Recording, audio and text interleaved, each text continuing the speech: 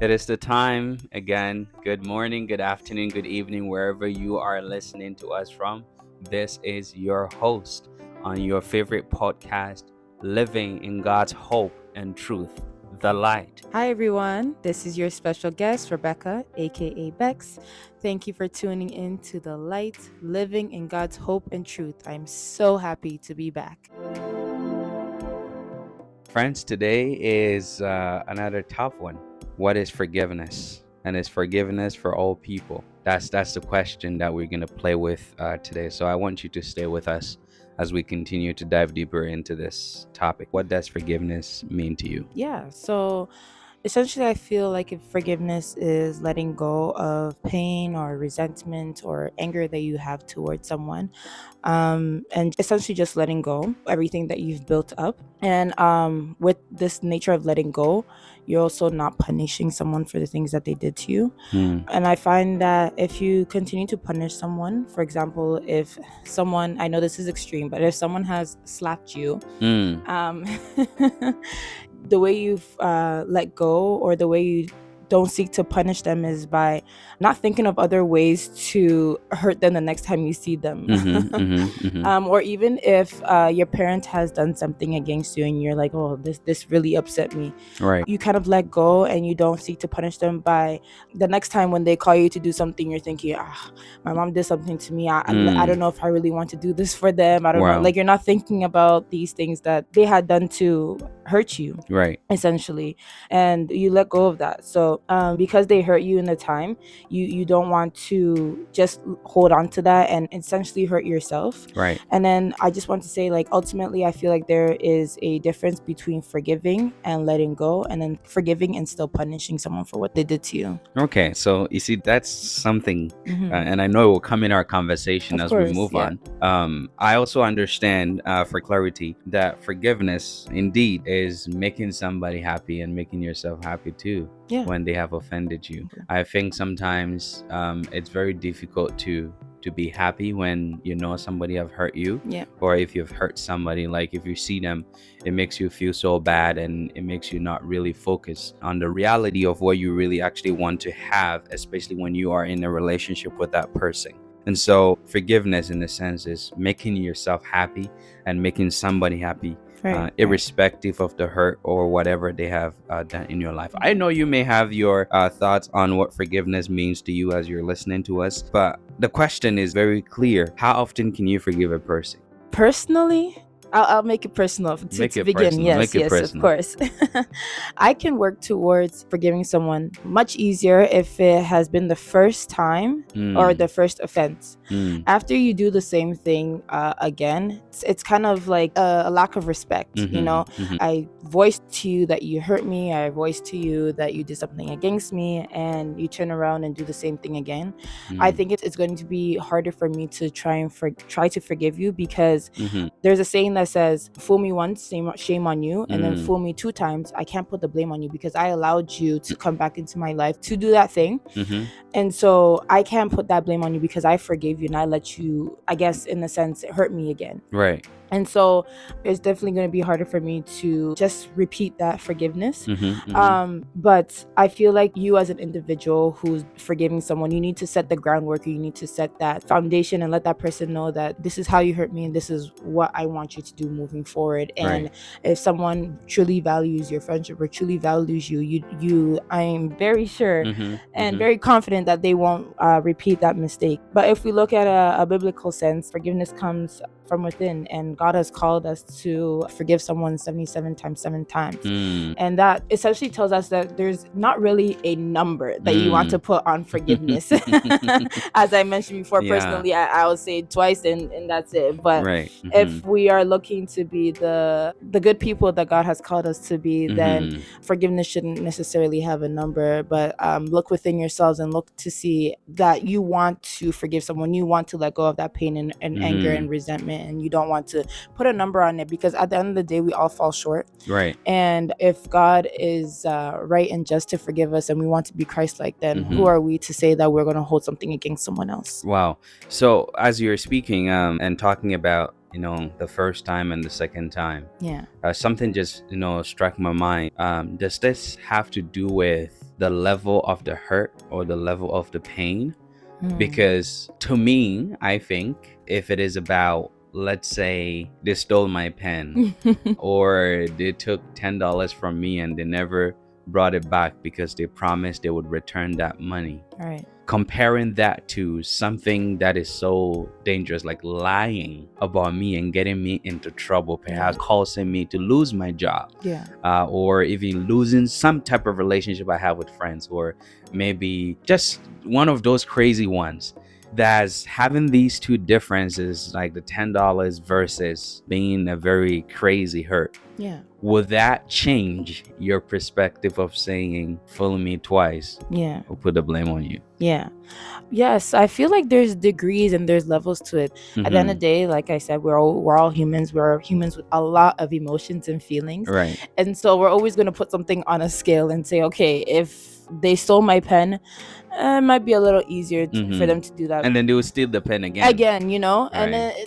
and then again and again. You know, then you start to think, is this person a thief? Yeah. Then it's like you start to question their character, because maybe it's a pen, just a pen to them, but to you it's like their character. What are you showing me in your character? What are you telling me about yourself? That you don't take stealing to be something that's very important or very significant, you know. So common values. Yes, very then you start to look at your values, things that we even talked about in previous weeks as well. And I don't know, you start to think about them as an individual. And so yes, we may put degrees to it. However, if someone thinks that it's just a pen and they continue doing it, it levels up to the person who made you lose your job because they lied on you, you know. So yes, this one could take multiple offenses for the pen.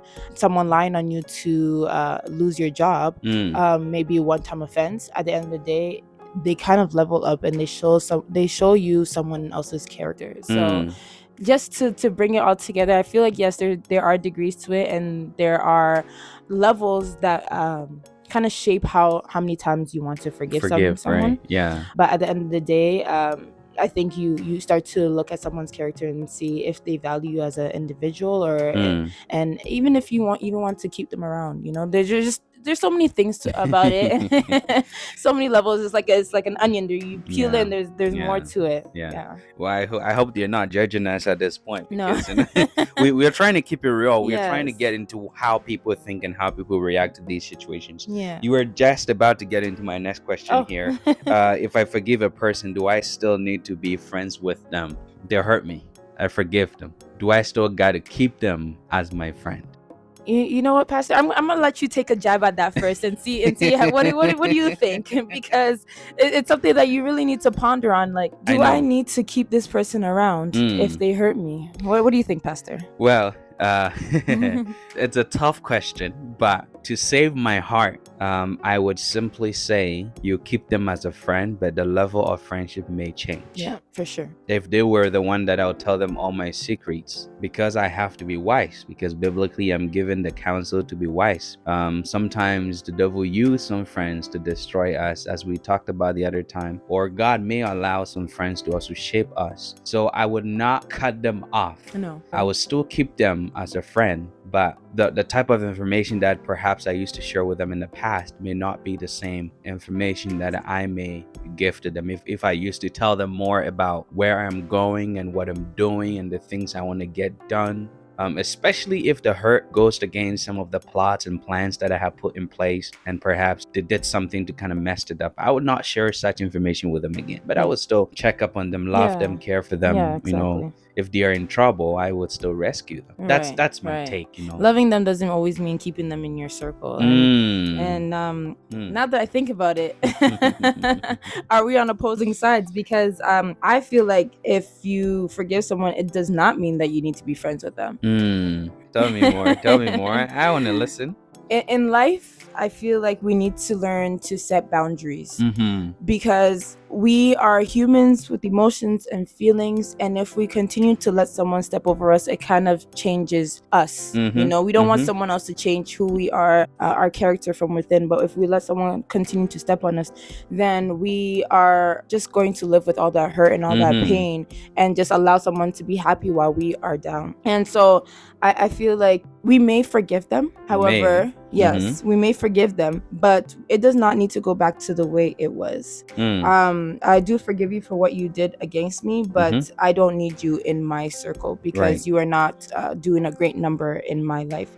I feel like this goes back to my previous point where I mentioned that if you do it once, for me personally, that may be okay as opposed to you doing that same offense to me twice. Because then again, I'm looking at your character, I'm looking at the lack of respect that you have for me and our friendship. And so, like I said, if you're not doing a great number in my life, then I don't need you in my circle. Personally, that's just my take. But like you said, just because you are not in my circle does not mean that I don't love you or I don't have that love for you. It's just that I'm going to possibly love you from a further distance this time.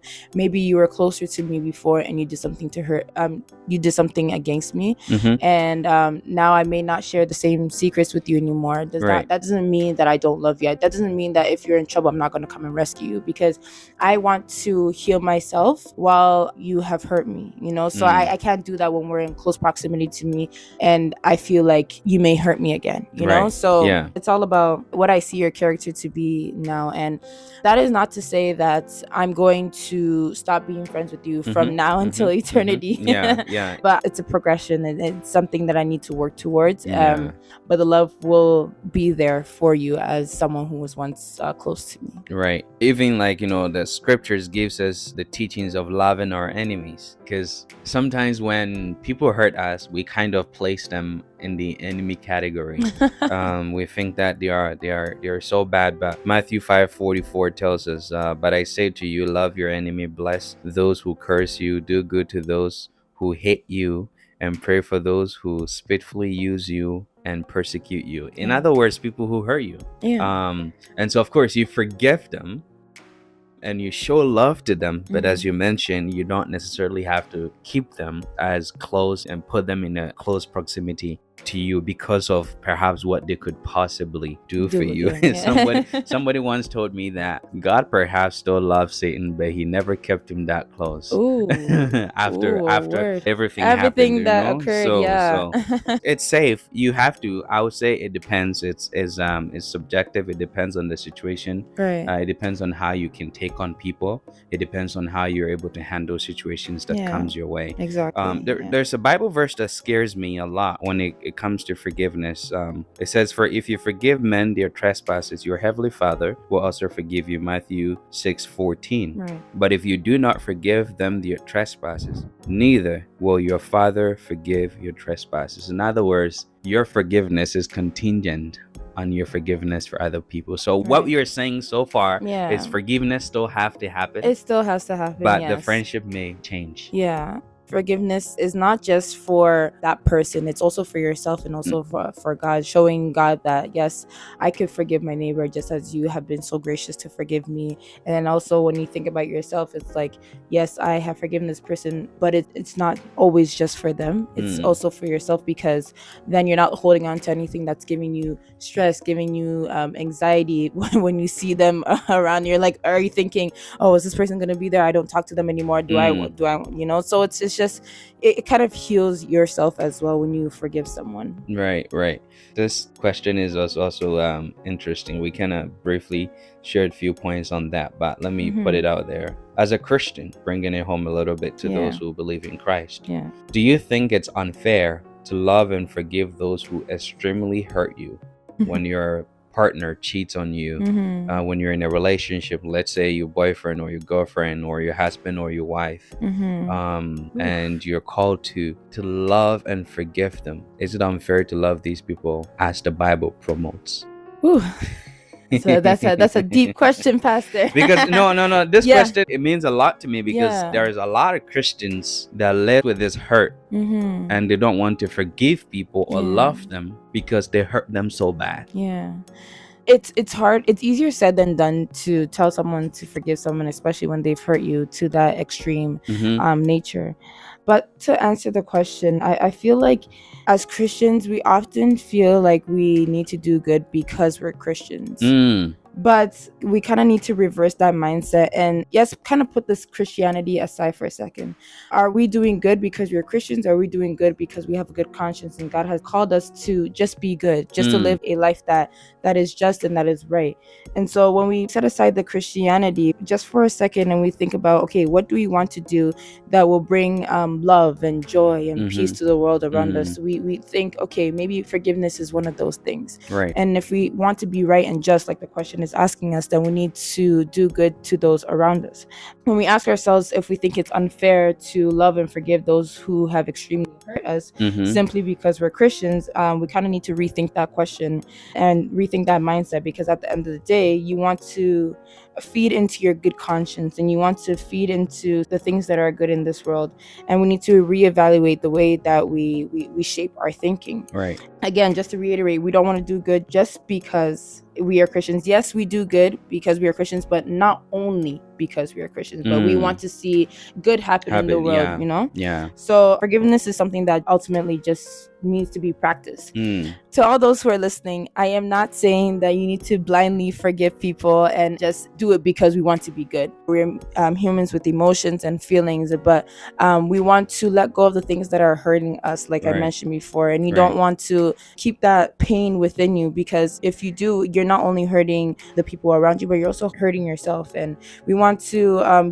just free ourselves from any shackles that are just binding us. And so that's essentially my take on it. And who knows what your forgiveness could do for someone, you know? So someone is seeking for that mercy and no one has given to them before. Yes, they may have in their nature to hurt people, but your forgiveness could probably even change their life. And try to take it to God in prayer, because forgiveness is obviously not easy. Yeah, it's not easy at all. And especially if someone has extremely hurt you in the case that you have mentioned. If we're Christians, we say that we are Christians, we must take it to God in prayer, because we cannot do things on our own at all, especially of that nature. Of course, talk to the person who has hurt us. Sometimes they don't even know that they've hurt us, and we're just holding that pain and resentment towards them.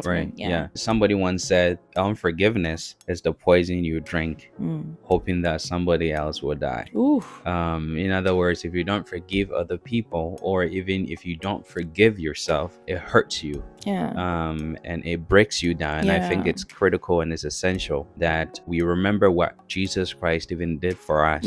We hurt him, we disappointed him, we broke his heart, to the point that in Genesis chapter 6, he made it clear that he was sorry that he created man, because that was how much we hurt him. But throughout all of this, he still came to die for us, just so that we'll be forgiving and we'll be so close to him. And he extends this grace to all people, that we forgive ourselves, we forgive others, and in so doing, he is always ready to forgive us and to cleanse us from all our weaknesses that we may ever go through. Some of the things, though, as we are wrapping up here, that comes to mind is, we've talked about forgiveness. Sometimes we forgive people and we dwell on it. We remind them what they did 10 years down the road. Oh, you did this to me and you're doing this again. That hurts. That's not total forgiveness. But I want us to give a few tips. If somebody have hurt you and you have not forgiven them, how do you go about the forgiveness? And let me put this across. Forgiveness is deep, as a long process, depending on the level of the hurt or situation or the people involved. The process is different.